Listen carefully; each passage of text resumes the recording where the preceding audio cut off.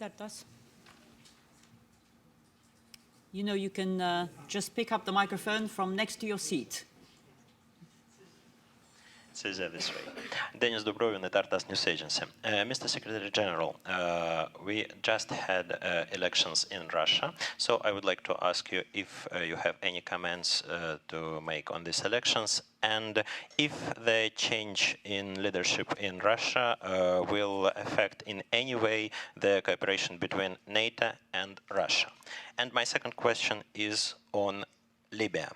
The International UN Commission has just published its report on the violations of human rights in Libya. It's a balanced document stressed on the violations of human rights by Gaddafi forces, opposition forces, and there are facts of the collateral losses due to NATO airstrikes. So there is also a demand of the investigation from NATO's side of these facts. Is NATO aware of this report, and are there any plans to have such an investigation? Thank you very much.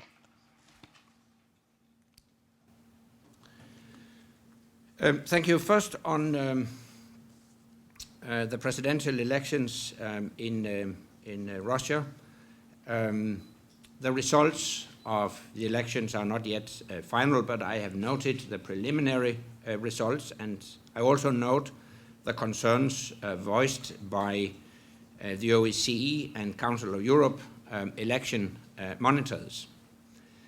From what I have seen from initial reports, the outcome is likely to be continuity in Russia's leadership and Russia's policies, and I would expect that continuity to include a continued engagement in positive dialogue and cooperation, as we agreed at the NATO-Russia summit in Lisbon in November 2010. And since our summit in Lisbon, we have made important progress in important areas. We have enhanced cooperation on Afghanistan, on counter-terrorism, on counter-narcotics, on counter-piracy, and I hope we will now be able to move forward in other areas, especially on missile defense. I think both Russia and NATO would benefit from such cooperation. In Lisbon, we decided to develop a true strategic partnership between NATO and Russia, and I hope to see progress in that respect. Now, on Libya, yes, I am aware of the report from the International Commission on Libya. As far as the concrete figures are concerned, I don't have any comments because I'm not able to verify these figures. But I welcome the Commission's conclusion that NATO, and now I quote from the Commission report, that NATO conducted a highly precise campaign with a demonstrable determination to avoid civilian casualties.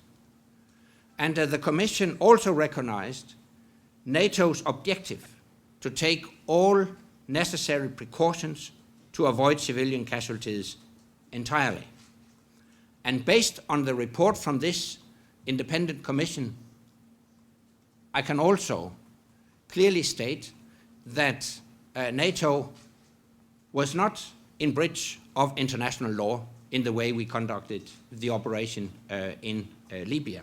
We conducted operations in Libya in full accordance with the United Nations mandate and with international law. Of course, in a complex military campaign, the risk to civilians can never be zero, but we did everything to minimize it.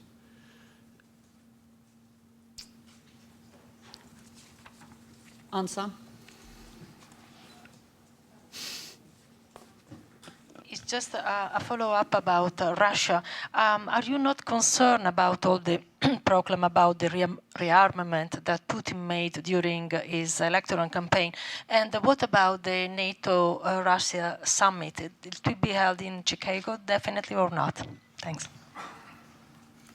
Well, as a politician, I'm used to hear many things during election campaigns. What counts is the concrete steps that are taken once the electorate has made its decision. And as I stated in my previous answer, I would expect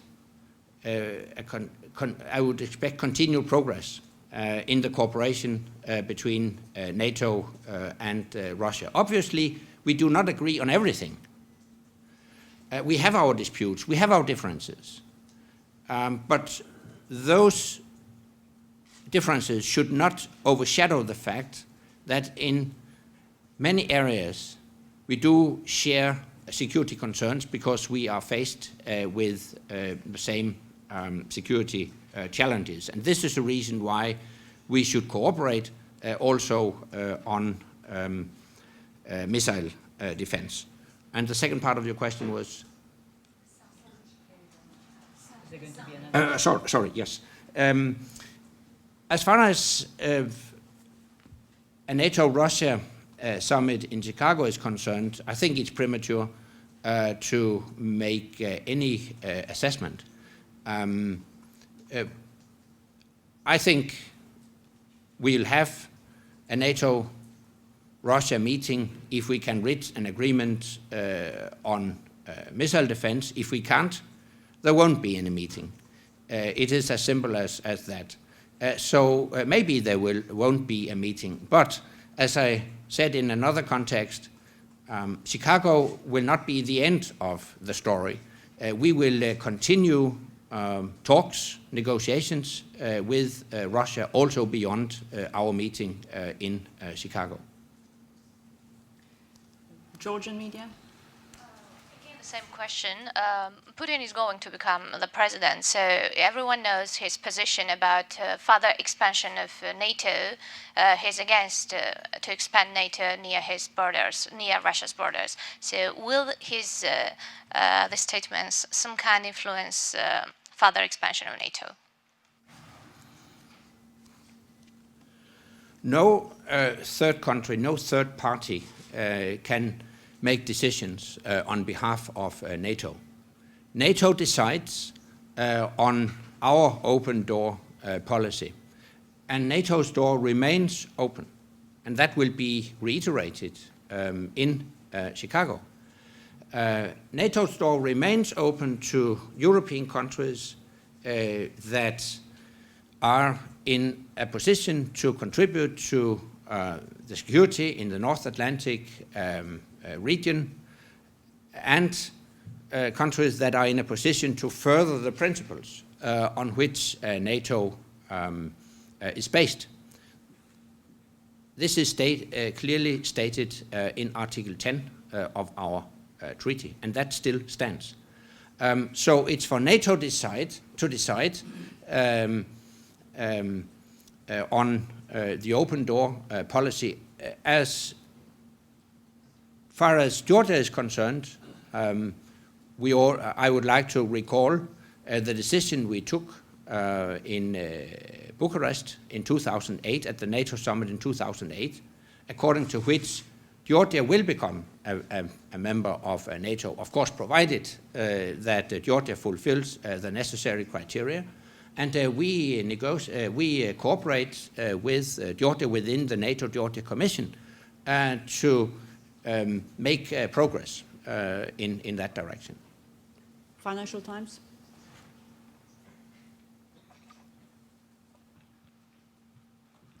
Thank you very much, Mr. Secretary. Peter Spiegel from the Financial Times. If I can get back to the opening question about the Libya report, because it is not completely complementary to NATO. NATO's conduct. Just to read one section, NATO's characterization of 4 or 5 targets where Commission found civilian casualties as command and control nodes or troop staging areas is not reflective of the evidence at the scene or witness testimony. It basically argues that given the information provided by NATO, it does not know whether the civilian deaths occur because there were legitimate military targets. Do you anticipate that NATO will follow up and provide the Commission with the information it is seeking to determine whether those legitimate military targets or not? Thank you, sir. Let me stress that we have fully cooperated with the Commission. We provided them a significant amount of information, much of which has also had to be declassified. And you can read the reports we sent to the Commission because you can see them in the annexes to the report. And the Commission concluded that we conducted a highly precise campaign with a demonstrable determination to avoid civilian casualties. As far as NATO is concerned, I can also tell you that we have looked into every allegation of harm to civilians, of which has been brought to our attention. And this has involved a thorough assessment of all NATO's records, from target selection to any other data gathered after the strikes. This review process has confirmed that the targets we struck were legitimate military targets selected consistently with the United Nations mandate, and that great care was taken in each case to minimize risk to civilians. I can tell you that no target was approved or attacked if we had any evidence or reason to believe that civilians were at risk. I can also inform you that hundreds of possible targets were passed up and others were aborted at the last minute to avoid any risk to civilians. So we have really done everything we could. Associated Press. Secretary General, you've addressed the issue of Syria several times in the past, and you said NATO was not planning to get involved. Do you have any other comments on that today?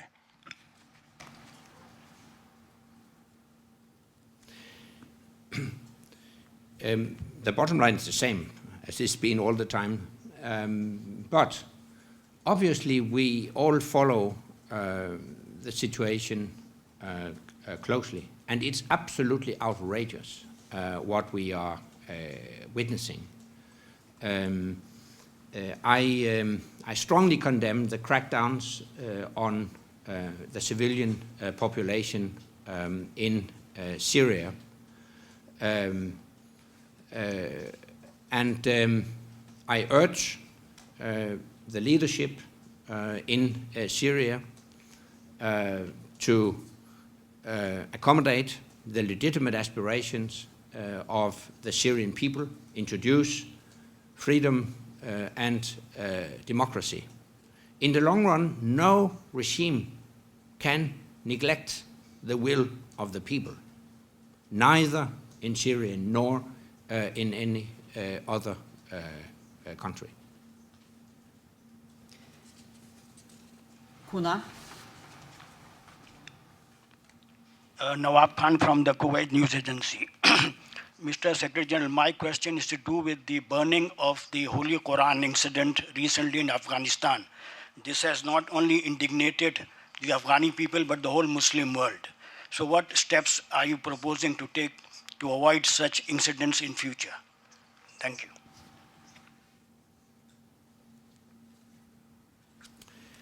This is a very unfortunate incident. I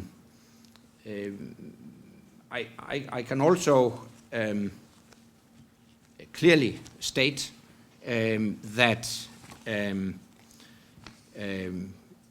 the preliminary results of the investigations that have been initiated reveal that this incident was unintentional. The facts show that there was no malicious intent to mishandle religious material, and our commanders in Afghanistan will make decisions about the appropriate next steps also to avoid such incidents in the future. Having said that, let me also stress that what has happened will not in any way change our strategy and our way forward. The transition to lead Afghan responsibility for the security will continue according to the timetable we outlined at our summit in Lisbon in November 2010. Transition is on track, and we will also reaffirm our enduring partnership with Afghanistan. Defense News. Secretary General, on the Connected Forces initiative, could you give any more details on the new training and education activities you have in mind? I noticed in your Munich speech you also mentioned opening up the extensive range of national facilities. Just could you elaborate a bit on what you meant by that?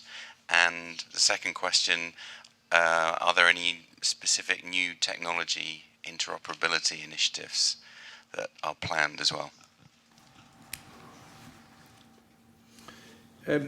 Thank you.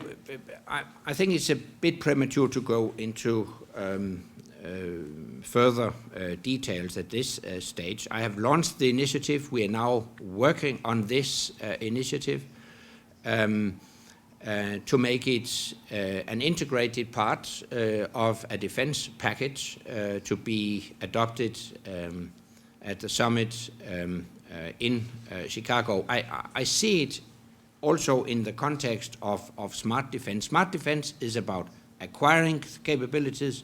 The Connected Forces initiative is about making these capabilities work more closely and more efficiently together.